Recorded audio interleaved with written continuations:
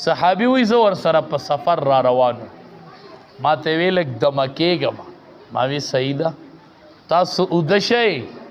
او زه به هم د چهره انور چوکیداري وکړم صحابه ډېر بختور نه و چې نبی علیه السلام به اوده و او صحابي به ورته ولاړ و چوکیداري به یې شکر وباسه چې د جماعت د امام او د محلې د عالم او د کلي د عالم چوکیداري شکر وباسه شکر چې هغه پسې پیزار ګرځئ اپسې رستو منډې وی وای یا الله پیغمبر نشته دی خو د پیغمبر وارث شته دی زه د هغه چوکیدار یم زه هغه پسې پیزار ګرځم زه به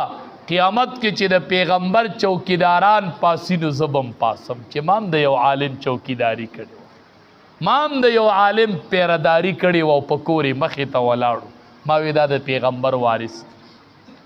یقین وکئ چې د دې علماو په لمنو کې علما پراته دي او د دې علماو په پیزار کې د قرآن حافظان